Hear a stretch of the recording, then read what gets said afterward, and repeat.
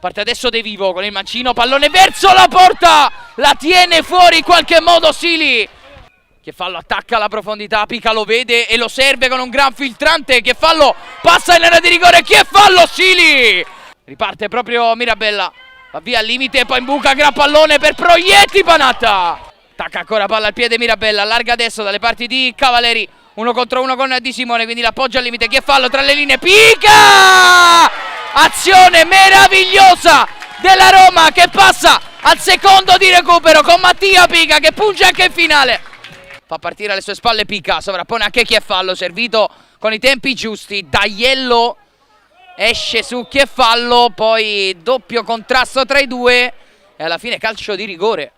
Fischio di Busatti, la rincorsa di Cavaleri che apre il destro, para Merluzzi. Dall'altra parte gran palla per la corsa di Mattia Pica.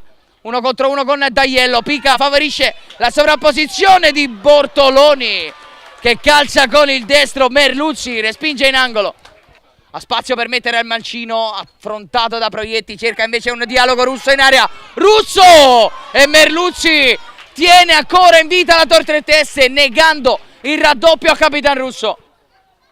Pallone lungo verso l'area di rigore, prova a muoversi Morciano, Chieffallo anticipa, anche Mocci e la lascia lì per il tapin di Ragazzoni. Ha pareggiato la Tortretese, l'indecisione della difesa della Roma la punisce Ragazzoni che fa 1-1 a 5 dal traguardo.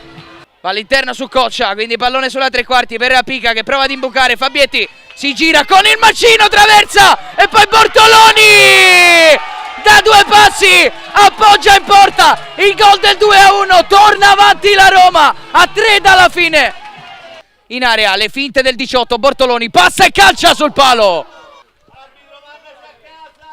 Scaduto anche il sesto di recupero e fischia 3 volte Francesco Busatti. La Roma batte la Tortretese e conquista la 7ª edizione del Gega Tournament.